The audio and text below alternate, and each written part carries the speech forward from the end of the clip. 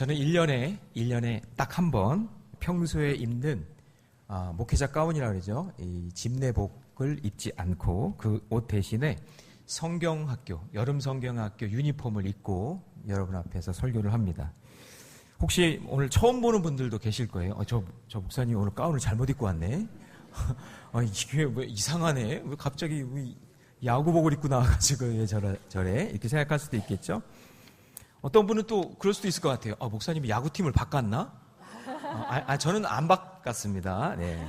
이거는 사무엘부, 우리 사무엘부 아이들이 입는 야구복 그 여름 성경학교 티셔츠인데 그거를 제가 입고 나온 겁니다. 좀 큰 사이즈로. 예. 여러분 이 유니폼은 이게 저에게 있어서 이게 단순한 옷이 아닙니다. 우리 교회의 다음 세대를 향한 기도와 사랑이 담긴 옷입니다. 저 역시 아이들과 우리 교사들 같은 옷을 입고 우리 교회가 다음 세대를 소중하게 여기고 있다는 것을 표현하기 위해서 제가 드레스 코드를 마친 겁니다. 제가 이 옷을 입은 것은 제가 목사의 권위를 내려놓는 것이 아니라 예수님께서 어린 아이들을 거부하지 아니하시고 품으셨던 것처럼 그 마음으로 입은 겁니다. 그래서 오늘만큼은 이 옷이 저에게 있어서는 거룩한 성의, 담임 목사의 집내 가운입니다. 오늘 예배를 통해 오늘 모든 성도님들도 우리 여름 성경학교, 그 여름 성경학교를 위해서 끊임없이 여러분 기도해 주시고, 교사로 헌신해 주시고, 또 교회로 아이들을 보내주시고, 그리고 아낌없는 후원을 부탁드리겠습니다. 우리 옆에 분 뒤에 분 인사하겠습니다. 이번에 여름 성경학교 주제거든요. 하나님을 만나요. 시작. 네. 하나님을 만나는 저와 여러분이 되시기를 바랍니다. 자, 여러분 성경을 읽다 보면 잘 모르는 단어가 나올 때가 있죠. 예를 들어서 합한체 같은 단어. 합한체가 여러분 뭔지 아세요? 네, 여러분 이게 뭐냐면 식물 이름이에요.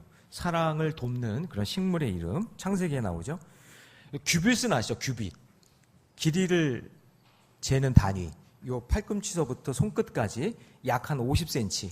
여기 1규빗, 2규빗에서 여기 길이를 재는 단위죠. 그 다음에 달란트는 뭐예요? 달란트를 그러니까 금이라고 얘기하시는 분이 있어요. 그게 아니라 달란트는 무게를 재는 단위죠. 게라도 마찬가지. 그리고 기업물을 짜라는 것. 친족을 대신해서 재산과 가문을 회복시키는 사람. 그 사람을 뭐라 하냐면 기업물을 짜라고 얘기하고. 번제는 뭐예요? 번제? 번제는 재물을 불로 다 태워서 온전하게 하나님께 드리는 거죠. 요제는 뭐예요? 요제, 그렇죠. 예, 요제는 이렇게 올려서 흔드는 거죠. 하나님, 이거 드릴게요 하면서 흔들면서 드리는 예물. 그걸 요제라고 얘기하고. 여러분, 고르반은 뭐예요? 고르반이 뭐였더라? 집에서 쓰는 물건인가? 이렇게 생각할 수도 있죠. 근데 이게 뭐냐면 하나님께 드리는 예물을 고르반이라 그래요. 그래서 이게 왜 나왔냐면 부모에게 정성을 다해서 효도해야 되고 부모를 위해서 사용할 그 돈에 대해서 그거를 아까워하고 그렇게 공양하지 않으려고 내가 이거 다 고르반, 내 재산 다 하나님께 바쳤다고. 바치지도 않아놓고 하나님 저 이거 다 고르반으로 바쳤으니까 저는 아버지 어머니 공양 안 할 거예요 라고 하면서 사용했던 그런 표현이 이제 고르반이죠. 자, 그러면 우리 호산나 성가대, 호산나는 뭐예요? 할렐루야. 누구예요? 어디예요? 네, 좋습니다. 네, 재빠르게 어떻게 찾아보셨나? 네. 네, 좋아요. 맞아요. 호산나 정확하게 알고 계세요. 우리를 구원하소서. 저는 우리 호산나 성가대가 찬양으로 구원해내는 역사가 일어나기를 주님의 이름으로 축복합니다. 그럼 엘리 엘리 라마 사막다니는 뭐죠? 나의 하나님, 나의 하나님. 어찌하여 나를 버리시나이까. 그렇죠. 어찌하여 나를 버리시나이까. 그런 말이란 말이죠. 자, 오늘 말씀에 보면 낯선 단어가 나와요. 2번 반복해서 나오는 단어인데 공궤라는 단어입니다. 이 공궤라는 단어는 히브리어 동사 원형의 쿨이라고 해요. 쿨이라고 하는데 기본 뜻이 뭐냐면 자, 따라해 봅시다. 먹여 살리다. 시작. 먹여 살리다. 네, 그런 뜻이 있는 거예요. 조금 고상하게 표현하면 부양하다, 공급하다. 이 의미를 조금 확대해 보면 그 사람의 생활을 책임지다, 지속적으로 돌보다, 필요한 것을 넉넉하게 제공한다. 그러니까 한 번 대접하는 것이 아니라 평생 책임지는 그런 모습, 그걸 공개한다 이렇게 얘기한단 말이죠. 그래서 성경의 내용 중에 비슷한 의미로 보자면 그 요셉이 창세기 47장 12절에서 요셉이 그의 아버지와 형들에 대해서 그들의 식구를 따라 양식을 어떻게 했어요? 공급하잖아요. 그래서 공급이라는 단어가 히브리어로 쿨, 공개, 그런 같은 의미로 단어가 사용된다는 거죠. 그러니까 단순히 식사 한 끼 대접하는 게 아니라 요셉이 자기 아버지 야곱과 그 가족들을 계속해서 책임지는 공급, 그거를 공궤라고 합니다. 이 괴라는 단어가 굉장히 중요한 단어더라고요. 나중에 한번 찾아보세요. 한자의 의미가 있더라고요. 이것을 예수님의 사역으로 한번 연결해 보면 마태복음 14장에서 배고픈 백성들에게 오병이어 기적으로 공개하신 거예요. 아멘? 네. 그리고 다 공개하고 난 다음에, 대접하고 난 다음에 7 광주리가 남았다는 것은 7은 완전수죠.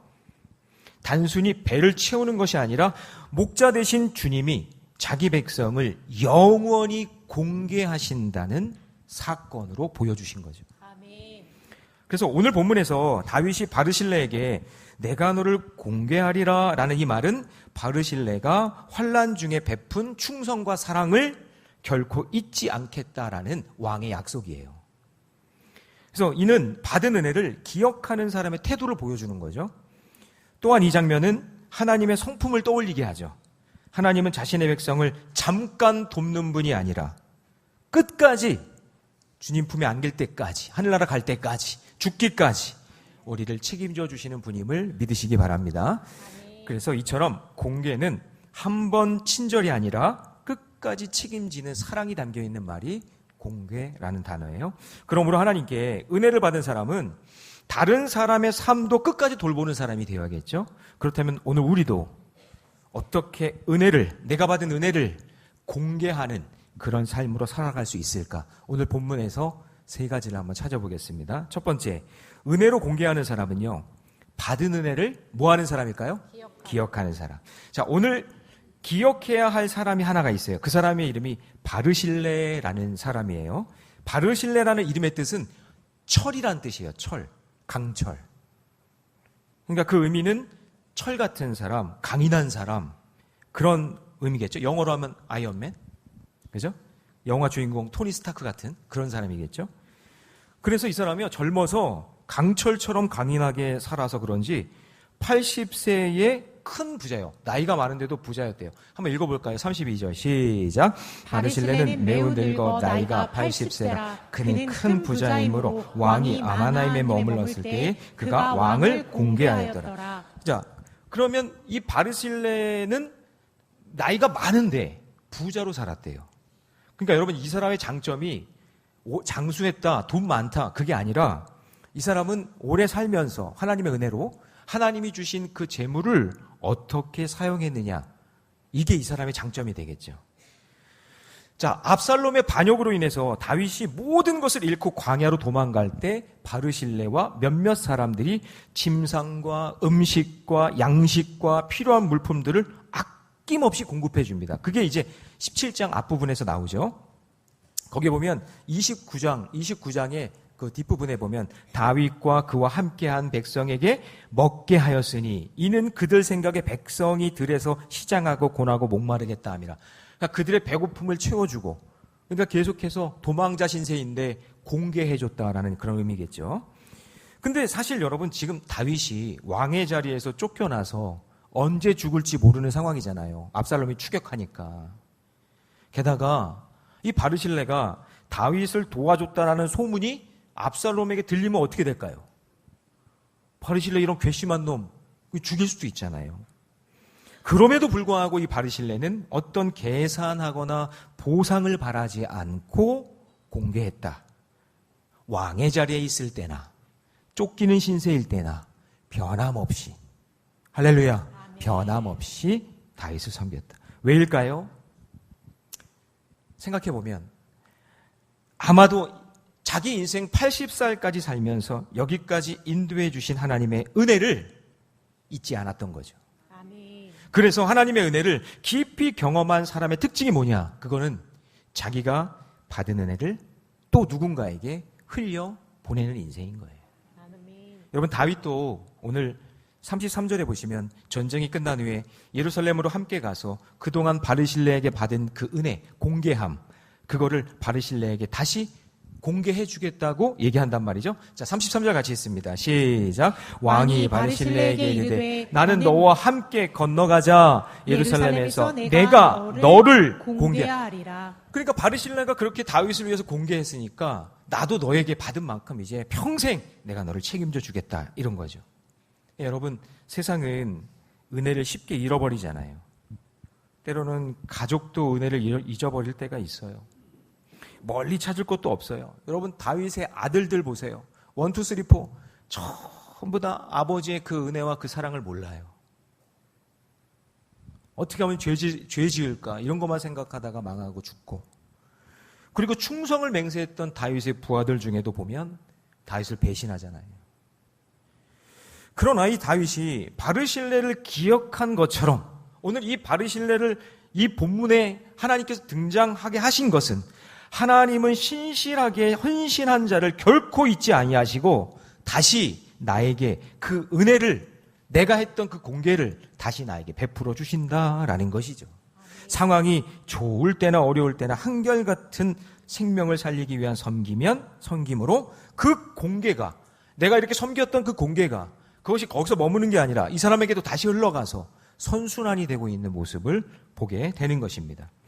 여러분, 제가 어느 날 깨달은 것이 있는데, 우리가 생각하는 은혜와 성경이 말하는 은혜가 좀 다르다는 걸 깨달았어요.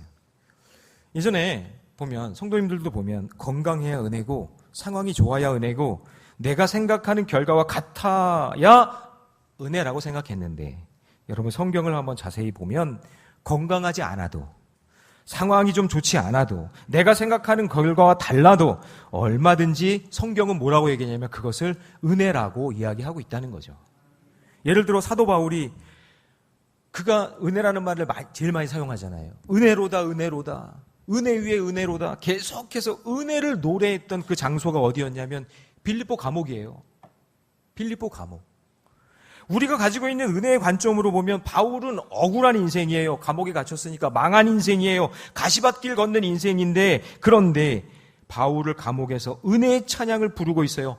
아마 이런 찬양을 불렀겠죠. 아, 하나님의 은혜, 아, 하나님의 은혜, 있을 데 없는 자 하나님이 구속해 주셨네.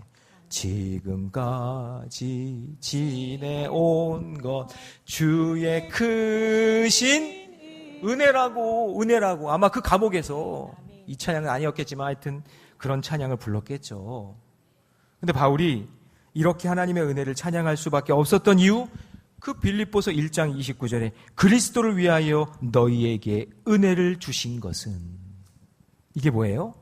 바울이 깨달은 은혜는 내가 노후가 잘 준비되어서 은혜로운 게 아니라, 지평수가 크고 좋은 차를 타고 다녀서 은혜가 아니라, 먹고 사는데 어려움이 없어서 은혜가 아니라, 물론 그것도 세상 사람들과 볼 때 은혜라고 얘기할 수 있겠지만, 사도 바울이 말하는 은혜의 고백 속에는 이런 말이 한 문장도 없어요. 바울이 감옥에서도 찬양하는 하나님의 은혜는 이 보잘것없는 나를 구원해 주신 예수 그리스도, 그분만이 나의 은혜라고 고백하는 거예요. 그 고백이에요. 그래서 우리가 이 부분을 확실히 믿고 고백할 수 있다면 그 하나님의 은혜는 지금도 우리에게 계속되는 줄로 믿습니다. 그 사울왕이 여러분 죽었을 때, 사울왕 죽었을 때 조금 이제 사무엘하 우리 앞부분으로 가면 기르앗 야베스라는 사람들이 베냐민 지파, 이 사람은 기르앗 야베스 지파 사람들은 베냐민 지파 사람들도 아닌데 사울과 죽은 아들들을 장례를 치러준단 말이에요. 원래는 자기 지파 사람들이 가서 해줘야 되잖아요. 사울 왕은 베냐민 지파니까 베냐민 지파 사람들이 가서 그 장례를 치러야 되는데, 그런 사람들은 꼼짝도 안 하고 있는데 기르앗 야베스 사람들이 가서 사울 왕과 그 아들들을 장례를 치러준단 말이에요. 자, 이게 여러분 어떤 일이 배경이 있었냐면 벌써 40년 전에, 그러니까 시간이 한참 지나서 이 기르앗 야베스 사람들의 할아버지 때, 아버지 때에 사울에게 받은 은혜를 기억하는 사람들이, 그것이 40년 지났으니까 한 세대, 두 세대는 지났겠죠? 근데 그 얘기를 들었던 거예요. 야, 그때 사울 왕이 우리 기르앗 야베스에 전쟁이 났을 때 우리 다 죽을 뻔했는데 와서 도와줬어. 그 은혜를 기억하고 있다가 그 은혜를 기억한 것을 가지고 목숨 걸고 이미 죽었고 대세는 다윗에게 다 기울어져 있는 상황이에요. 괜히 다윗에게 미움받을 필요가 없잖아요. 그런데 베냐민 지파도 가만히 있는데 40년 전에 은혜를 기억하고 그 은혜를 갚겠다고 목숨 걸고 적군의 성벽에 가서 그 사울의 시신을 거둬다가 장례를 치러준다는 거죠. 자, 한번 그 말씀을 한번 볼까요? 사무엘하 2장 5절인데 제가 이 5절을 읽어볼게요. 너희가 이 은혜를 너희 주 사울에게 베풀어 그를 장사하였으니 이제 여호와께 복을 받을지어다. 6절은 여러분이요. 다 같이 시작. 너희가 이 일을 하였으니 여호와께서 은혜와 진리로 너희에게 베푸시기를 원하고 나도 이 선한 일을 너희에게 갚으리니. 자, 여러분 보세요. 여러분, 은혜는 사라지지 않아요. 그 은혜는 하나님의 손에서 다시 누군가에게 전해졌다면 그 사람 받은 은혜가 누군가에게 다시 흘러가게 되어 있는 것이죠. 믿으십니까? 예. 이 은혜의 선순환을 믿으셔야 돼요.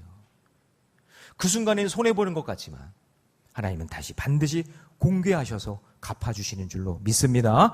자, 적용 질문 우리 큰 소리로 같이 읽습니다. 시작. 나는 내가 속한 공동체 안에서 보상과 인정을 바라고 있습니까? 아니면 이미 받은 은혜를 기억하며 누군가를 위해 공개하고 있습니까? 여러분, 이미 받은 구원의 은혜를 기억하면서 누군가의 필요를 채워주고 사랑으로 공개하는 그런 성도의 삶을 사시기를 주님의 이름으로 축원합니다. 자, 두 번째예요. 은혜로 공개하는 사람은요, 자신의 분수를 아는 사람입니다. 자, 다윗이 이제 33절에서 바르실레에게 받은 은혜를 갚기 위해서 야, 너 나랑 같이 예루살렘으로 가자. 내가 너의 인생의 후반전을 내가 책임져 줄게. 그리고 가자. 그렇게 얘기했단 말이에요. 그런데 바르실레는 정중하게 사양합니다. 자, 35절 좀 길지만 같이 있습니다. 시작. 내 나이가 이제 80이라 어떻게 좋고 흉한 것을 분간할 수 있사오며 음식의 맛을 알 수 있사오리까? 이 종이 어떻게 다시 노래하는 남자나 여인의 소리를 알아들을 수 있사오리까? 어찌하여 종이 내 주 왕께 아직도 누를 끼치리까? 여러분, 이 말의 의미가 뭐예요? 다윗 왕이여, 나는 늙었습니다. 선악도 분간하기가 어렵습니다. 음식 맛도 잘 모릅니다. 노랫소리도 잘 들리지 않습니다.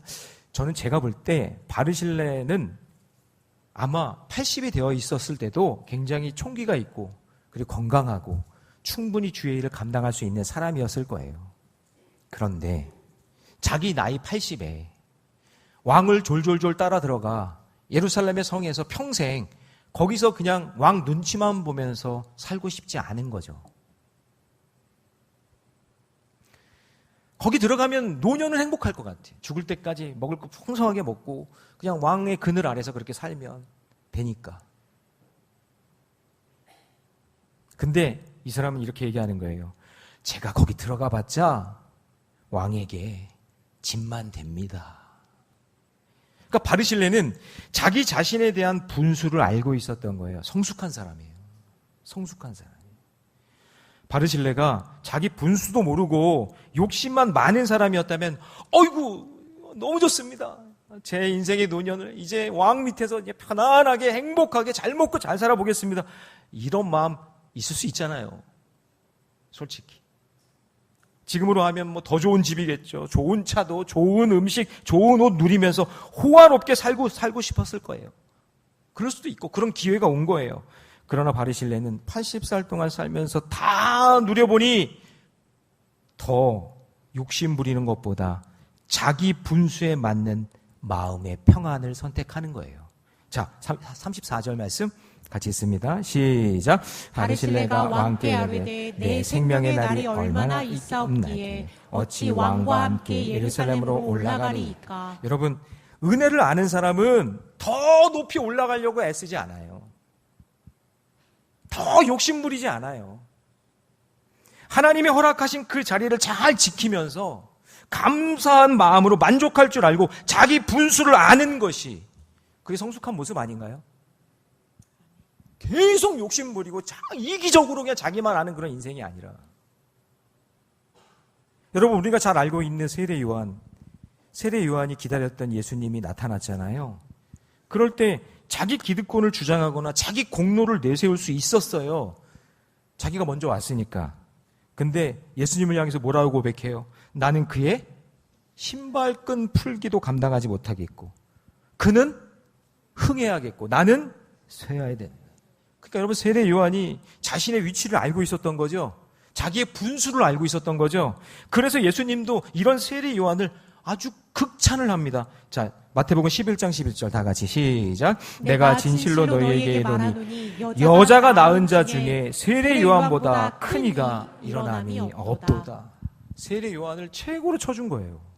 왜요? 자기 분수를 아니까. 여러분 우리 마찬가지예요. 하나님이 기뻐하시는 사람은요, 세례 요한처럼 바르실레처럼 자기 분수를 아는 사람이에요. 내가 아니라 주님이 드러나는 삶, 어떤 순간에도 욕심과 타협하지 않는 삶, 자신보다 하나님의 뜻을 순종하고 사람의 칭찬보다 하나님의 칭찬을 더 사모하는 사람. 그래서 이 바르실레라는 사람이 성경에 기록된 이유는 자기 돈, 그리고 오래 장수한 거, 그리고 능력이 있고 기적이 있어서 오늘 여기에 기록된 것이 아니라 자기 분수를 알고 하나님께 받은 그 사명 끝까지 감당하며 자기의 모든 삶으로 생명 살리는 그 일을 위해서 공궤하는 그 삶을, 그게 자기 사명으로 여겼기 때문에 오늘 이 성경에 바르실레라는 이름이 딱 기록되어 있는 거예요. 그래서 우리는 하나님이 내게 허락하신 분수껏 최선을 다해 살면 됩니다. 여러분, 우리는 하나님이 주시지도 않았는데, 여러분 하나님이 주시지도 않았는데 막 내놓으라고 하는 분이 아니시잖아요. 그렇잖아요. 예를 들어서 하나님이 우리에게 은사도 주시고 능력도 주실 때, 성경의 예를 들어봅시다. 5달란트, 2달란트, 1달란트 그렇게 각각 다르게 다 주시잖아요. 여기 5달란트 받은 사람도 있고 2달란트 받은 사람도 있고 1달란트 받은 사람도 있죠. 여러 가지 다 삶의 자리에서 받는 게 다르잖아요. 그럼 1달란트 받았으면 1달란트 받은 분수껏 하나님 예배하고 섬기면 되는 거예요. 아멘입니까? 아멘이죠. 2달란트 받으면 2달란트, 5달란트 받았으면 그 분수껏 충성을 다하면 됩니다. 내가 있는 자리에서. 그런데 하나님이 나에게 허락하신 분수를 모르니까 자꾸 남과 나를 비교하는 거죠. 비교하면 제가 어떻게 된다 그랬어요? 비참해지거나 교만해지는 거라니까요. 저는 목회도 마찬가지라고 생각해요. 저는 일찌감치 내려놨어요. 하나님이 저에게 큰 교회를 주셨으면 큰 교회에서 최선을 다해 목회하면서 하나님 앞에 충성된 종으로 칭찬받으면 되고, 하나님이 나에게 작은 교회 주셨으면 작은 교회에서 최선을 다해 목회하면 하나님께서, 큰 교회나 작은 교회나 목회의 본질은 같은 거니까 똑같이 칭찬받는 거 아니에요? 큰 교회 목사라고 큰 칭찬받고 상금 많이 받으면, 그리고 작은 교회 저 시골에서 정주 목회하면서 교인도 몇 명 없는데 그렇게 목회하시는 목사님들은 그럼 상급이 없다는 얘기예요? 그건 아니잖아요. 그건 아니라고요. 그러니 나에게 주신 것만큼 분수에 맞게 섬기며 사랑하며 하나님의 영광을 위해 쓰임받으면 된다, 그런 얘기죠. 인간의 눈에는 크고 작은 것이지만 하나님 눈에는 자기 분수에 맞게 충성을 다하고 있는지 그것을 내가 점검해 보면 되는 거예요. 여러분 성도들도 마찬가지예요. 하나님을 섬기는 것도 그냥 자기 분수껏 믿음의 분량대로 하시면 돼요. 믿음의 분량대로. 그래서 사도 바울도 믿음의 분량을 이렇게 표현하는 거예요. 이것을. 자, 로마서 12장 3절 같이 있습니다. 시작. 내게 주신 은혜로 말미암아 너희 각 사람에게 말하노니 마땅히 생각할 그 이상의 생각을 품지 말고 오직 하나님께서 각 사람에게 주신 믿음의 분량대로 지혜롭게 생각하라. 그러니까 나에게 믿음에 주신 그 분수대로. 근데 이걸 깨닫는 게 중요한 거죠. 나에게 주신 그 분수가 무엇인지 그것대로 하면 된다. 비교하지 말아라. 아멘.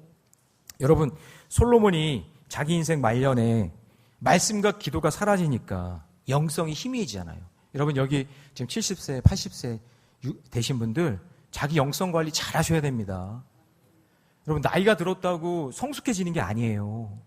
가면 갈수록 이기적이고 가면 갈수록 마음이 꽁해져가지고 이거 해석이 안 되고 해결이 안 되는 분들 많이 봤습니다. 저는. 바르실레가 80인데 여러분, 우리의 인생의 길도 이 솔로몬이요, 처음에는 하나님이 총기를 주셔가지고 하나님 그 받은 은혜 있잖아요.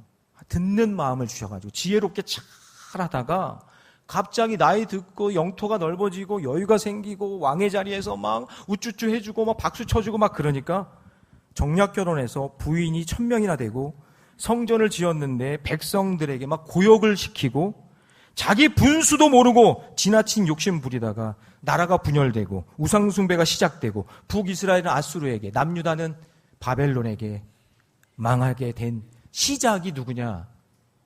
솔로몬이에요. 우리 솔로몬 하면 지혜롭다 그러는데 솔로몬이 시작이에요.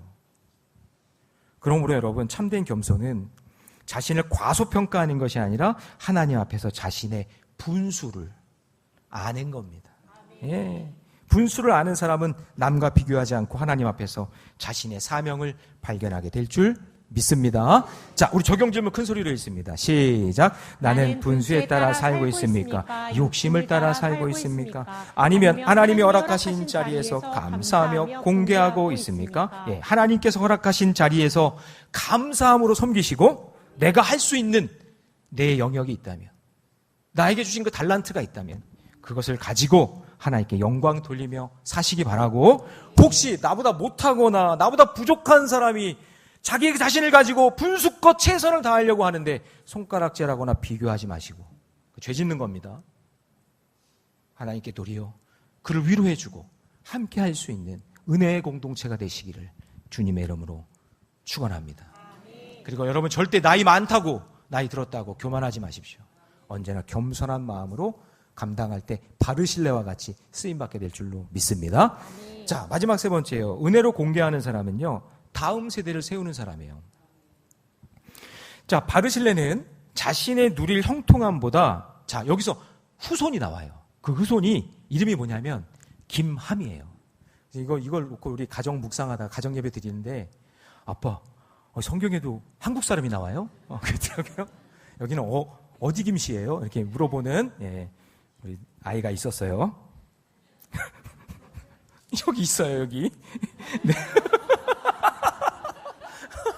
여기 있어요. 네. 아니, 웃기려고 한 얘기일 것 같은데, 네, 저도 너무나 황당해서 웃음이 너무나 황당했어요. 네. 여기서 김함은 원래 이게 히브리 말로 갈망하는 자, 그런 의미가 있어요. 자, 근데 그 후손 바르실레는 자기가 다윗을 따라가겠다고 얘기 안 하고 이 김함을 추천해요. 자, 우리 37절 같이 한번 읽어봅니다. 시작. 청하건대 당신의 종을 돌려보내옵소서. 내가 내 고향 부모의 묘 곁에서 죽으려 하나이다. 그러나 왕의 종 김함이 여기 있사오니 청하건대 그가 내 주 왕과 함께 건너가게 하시고 왕의 처분대로 그에게 베푸소서 하니라. 그러니까 바르실레는 다윗에게 나는 괜찮으니까, 나는 지금 내 상황과 분수를 내가 아니까 지금 다음 세대인 이 김함, 여기 학자들에 의해서 뭐 아들이다, 뭐 후손이다 이렇게 다 다르지만 어쨌든 다음 세대는 맞죠. 다음 세대인 이 김함에게 공개를 베풀어 줄 것을 요청하는 거죠. 이게 정말 아름다운 장면이에요. 진짜 아름다운 장면. 대부분 자신이 더 받으려고 하잖아요. 욕심이 끝이 없으니까.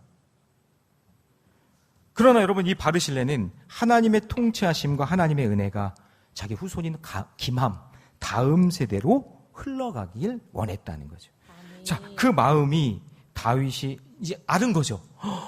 이야, 진짜 기특하다. 이런 마음으로 뭐라고 얘기하냐? 38절.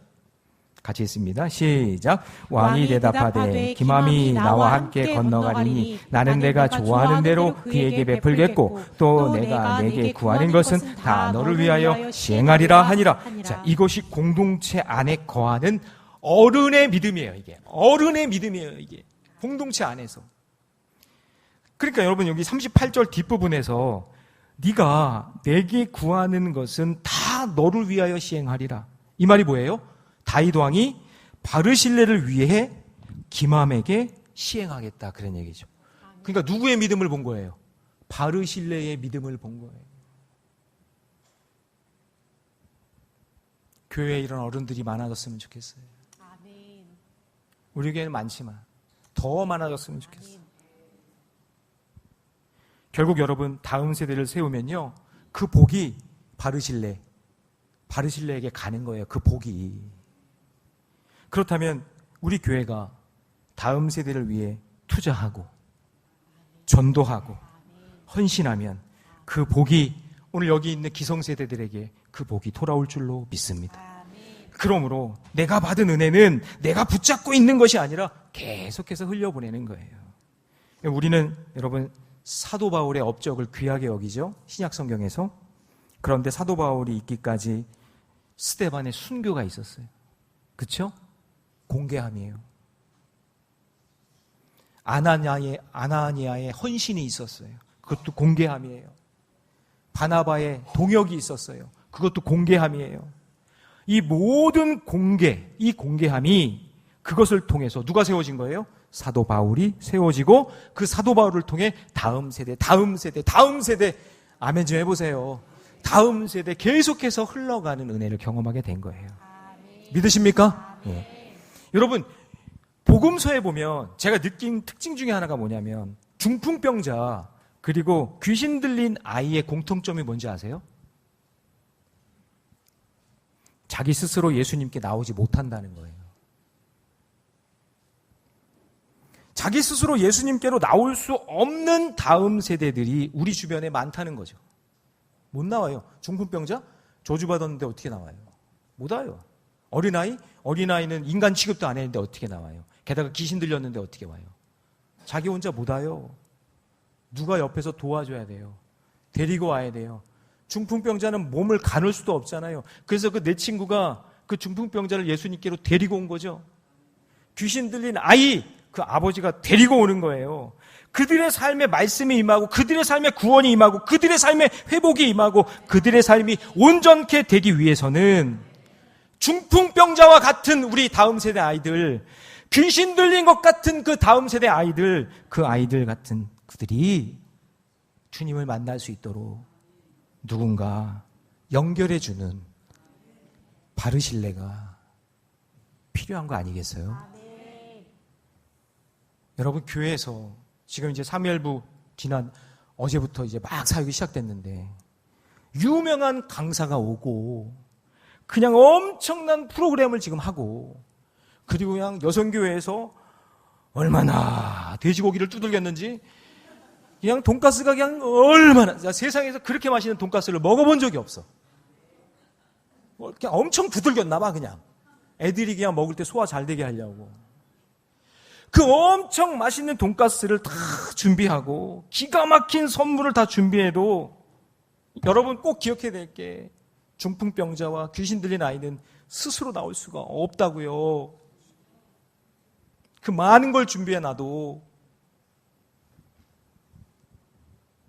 예수님이 마을에 나타났다는 소식을 들어도 귀신의 계략에 사로잡히고 이 시대의 문화에 사로잡혀서 지금 자기가 죽어가는지도 모르고 어디로 가야 될지도 모른 채 예수님께로 나아갈 열정조차 없는 우리의 자녀 세대, 우리의 다음 세대를 예수님께로 나오게 연결시켜줄 바르실레가 여러분이 되어주시기 바랍니다. 여러분은 여러분의 자녀와 손주들 어떻게 생각하세요? 여러분 물어볼게요. 여러분의 자녀와 손주들이 10년 후 20년 뒤에 교회 안 다니고 믿음의 길에서 떠나기를 원하시는 분 손 들어보세요.